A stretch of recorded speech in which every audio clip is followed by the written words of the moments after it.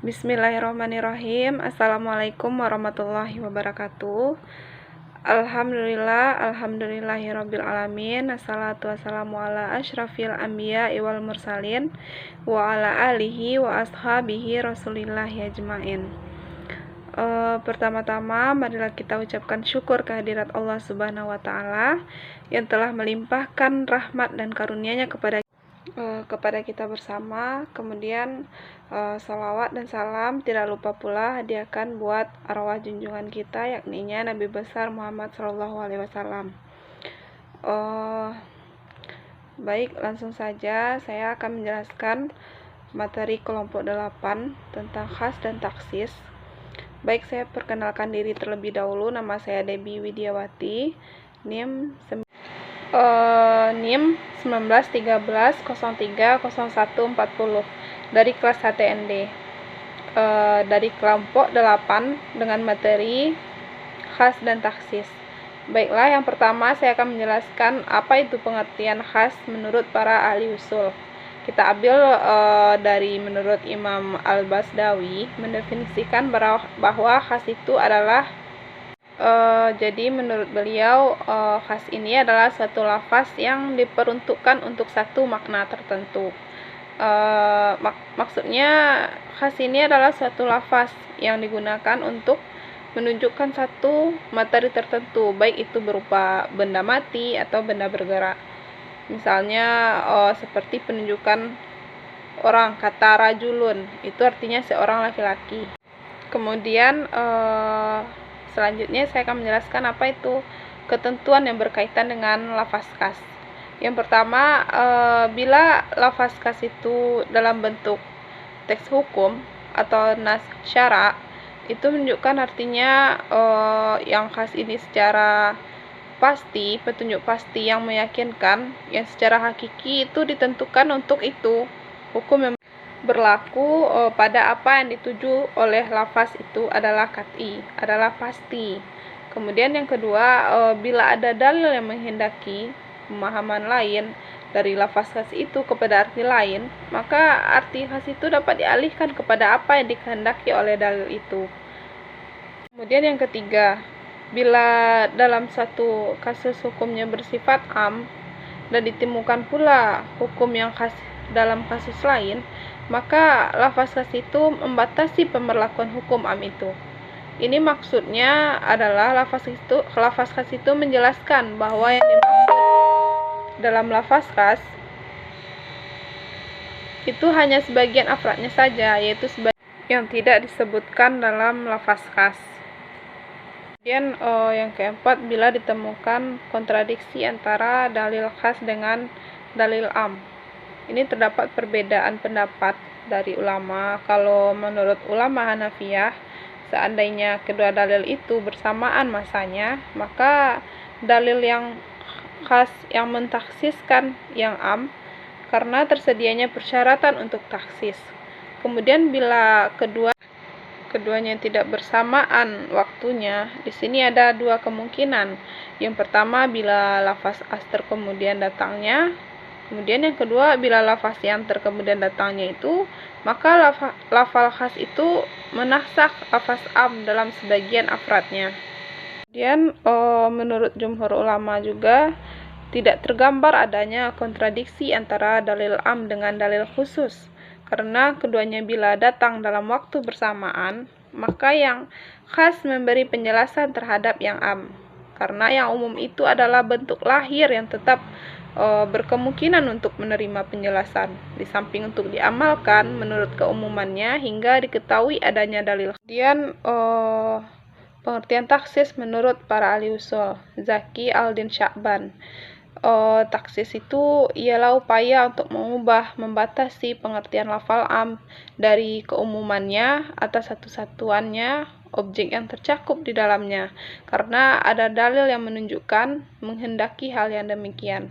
Nah, dari pengertian ini dapat kita pahami bahwa taksis merupakan usaha untuk membatasi cangkupan pengertian, untuk dijadikan sebagai alat untuk membatasi atau mempersempit pengertian dari berbagai objek yang tercakup di dalam lafal am tersebut.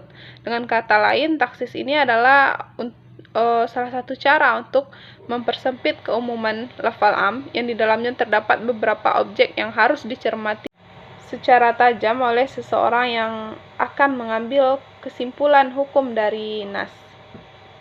Kemudian selanjutnya saya menjelaskan tentang mukhasis, mutasil, dan macam-macamnya. Mukhasis mutasil ini yaitu mukhasis yang tidak dapat berdiri sendiri, tetapi pengertiannya selalu berhubungan dengan dalil. Nah, yang termasuk mukhasis mutasil ini yaitu yang pertama ada istisna. Nah, istisna ini adalah mengeluarkan pembicaraan yang sama dengan menggunakan kata kecuali atau kata lain yang sama maksudnya dengan itu.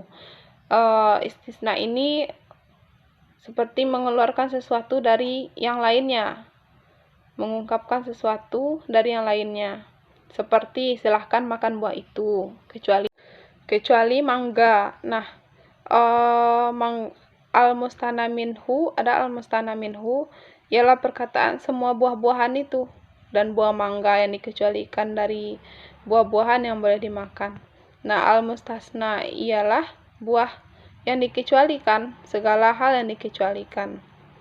Istisna mutasil ini ialah apabila antara mustasna minhu dan mustasna satu yang ada namanya gayah. Selanjutnya itu ialah penghabisan sesuatu yang mengharuskan tetapnya gayah dan tidak adanya hukuman bagi sesudahnya. Adapun mughayah ialah lafaz yang jatuh sesudah ghayah. Gayah ada dua, yaitu hatta dan ila, sampai. Artinya misalnya tidak ada dosa bagimu berbuat sesuatu sehingga kamu mendurhakai.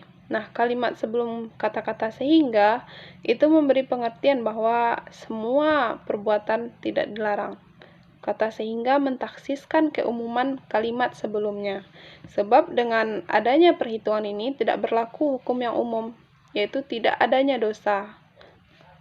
Hal itu dapat diartikan berdosa jika melakukan perbuatan yang durhaka. Macam-macam taksis. Yang pertama, mentaksiskan ayat Al-Quran dengan ayat Al-Quran.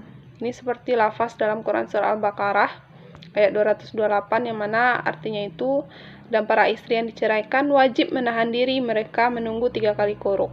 Nah, lafaz ini bersifat umum, yaitu semua wanita yang ingin ditalak masa iddahnya harus menunggu 3 kali suci. Namun pada ayat lain ada yang menerangkan sebagai taksis dari ayat di atas bahwa wanita yang hamil ketika ditalak masa iddahnya hanya menunggu sampai melahirkan. Nah, yang kedua ada nama mentaksiskan ayat Al-Quran dengan hadis. Ini sesuai lafaz Allah dalam Quran surah An-Nisa ayat 11. Allah mensyariatkan, mewajibkan kepadamu tentang pembagian warisan untuk anak-anakmu. Nah, lafaz ini bersifat umum, yaitu anak-anak yang mendapat harta warisan. Kemudian ada hadis yang Nabi yang bersifat khas, yaitu anak yang kafir yang tidak akan mendapatkan warisan. Seperti hadis riwayat Bukhari Muslim, orang Islam itu tidak menerima warisan dari orang kafir, dan orang kafir tidak menerima warisan dari orang Muslim. Yang ketiga, mentaksiskan hadis dengan Al-Quran. Hadis riwayat Bukhari Muslim bunyinya, Allah tidak akan menerima salat seseorang dari kamu apabila berhadas sehingga berwudu. Nah, lafaz hadis ini bersifat umum, yaitu bersuci itu dengan wudu.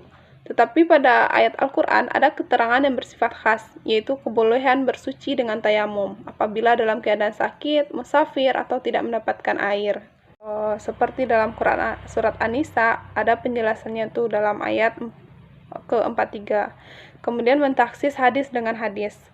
Hadis riwayat Bukhari Muslim seperti bunyinya, pada tanaman yang disirami air hujan, zakatnya 1/10%. Nah, lafaz hadis ini bersifat umum sebab tidak ada batasan dari jenisnya. Pada hadis lain diterangkan bahwa hasil tanaman itu yang wajib dizakati minimal 5 usuk. Seperti hadis riwayat Bukhari Muslim selanjutnya, tidak ada tanaman yang kurang dari 5 usuk sedekah. zakat. Nah, dijelaskan dalam hadis ini dari mentaksis hadis dengan hadis tadi. Kemudian ada mentaksis ayat Al-Quran dengan ijma, seperti lafaz Allah dalam Quran Surat Al-Jumu'ah ayat 9, wahai orang-orang beriman, apabila telah diseru untuk melaksanakan sholat pada hari Jumat, maka segeralah kamu mengingat Allah dan tinggalkan jual beli. Yang demikian itu lebih baik bagimu jika kamu mengetahui. Nah, lafaz ini bersifat umum sebab tidak ada batasan. Katanya semua beriman, akan tetapi para ulama telah sepakat ijma bahwa perempuan dan para budak tidak berkewajiban sholat Jumat. Nah, kesepakatan para ulama ini, ijma, ini tentunya ada qarinah dari nas sendiri secara tidak langsung. Kemudian ada mentaksis ayat Al-Quran dengan kias, seperti firman Allah dalam Quran Surat An-Nur ayat 21, yang mana pezina perempuan dan pezina laki-laki deralah masing-masing dari keduanya 100 kali. Nah, lafaz ini bersifat umum, yaitu meliputi semua orang. Kemudian ada keterangan ayat lain yang bersifat khas, yaitu bagi budak perempuan hukuman mereka setengah dari yang berlaku terhadap perempuan merdeka. Ada dijelaskan dalam Quran Surah An-Nisa juga, itu terdapat dalam ayat 25. Baiklah, sekian dari penjelasan saya tentang khas dan taksis dari kelompok 8. Saya Debbie Widiawati. Jika ada kesalahan dan kejanggalan, saya mohon maaf. Saya sudahi dengan alhamdulillahirobbilalamin. Assalamualaikum warahmatullahi wabarakatuh.